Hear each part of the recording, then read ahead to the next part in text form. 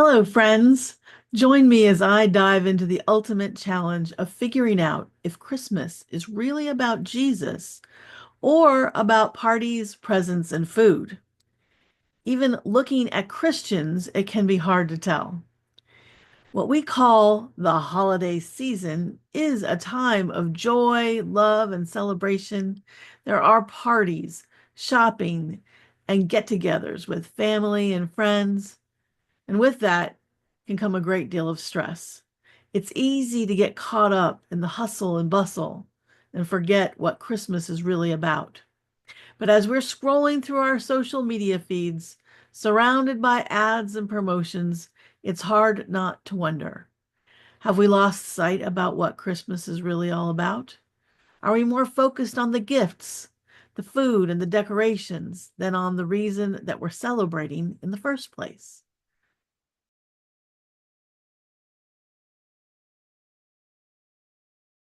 Even in the church, Christmas is one of the busiest times on the calendar.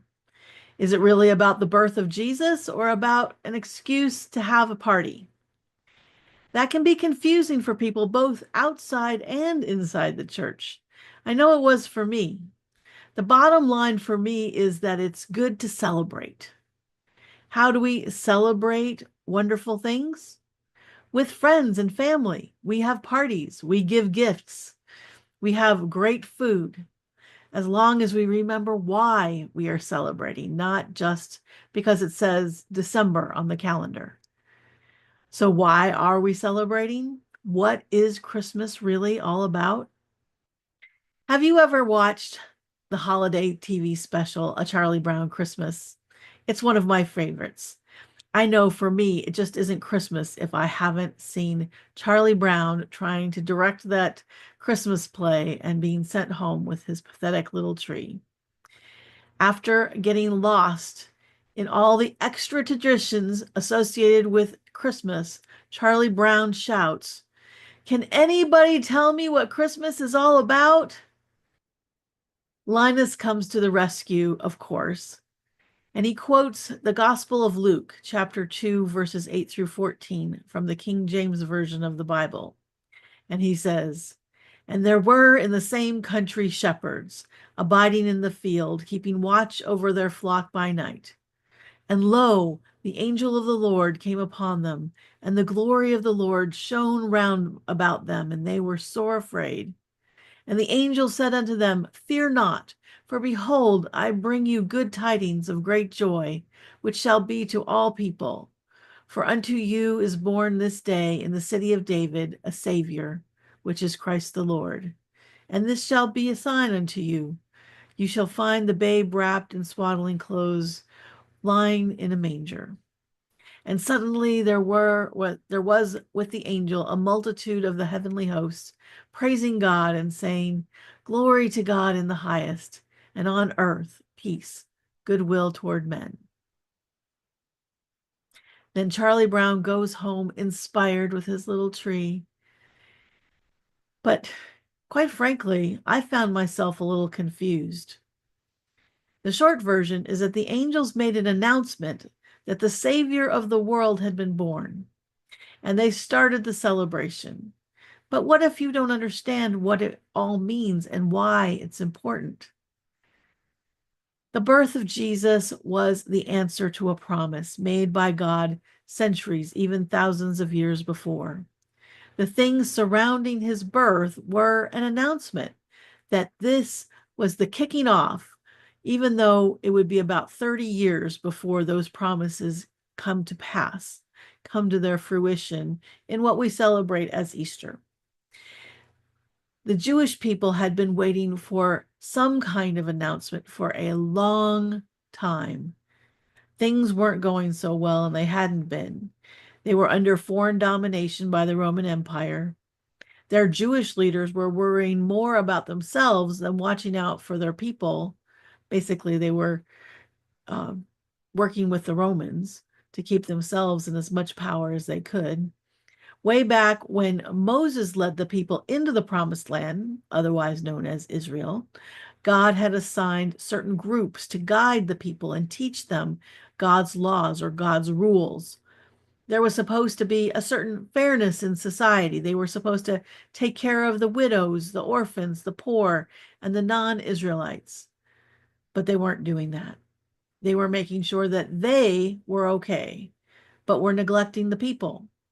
God said that he would replace them with his own person, and or he would do it himself. And that meant that once again he would be the King of Kings and Lord of Lords for the people, just like he was when the people first entered the promised land. See the book of Judges. From the time when Adam and Eve broke the relationship with God and they were thrown out of the Garden of Eden, there was a barrier between God and humanity. God continually provided opportunities for reconciliation, but humanity kept walking away from God time after time. With everything that Jesus eventually did, he now provides a path back to God. Jesus will take your brokenness and lead you by the hand back to God's presence. At Christmas, we celebrate the birth of Jesus. That Bible passage that I found so confusing is the announcement that the time had finally come. Knowing all that, I would like to read to you the same passage out of a different translation called The Voice. See if it doesn't make more sense. Nearby, in the fields outside of Bethlehem, a group of shepherds were guarding their flocks from predators in the darkness of the night.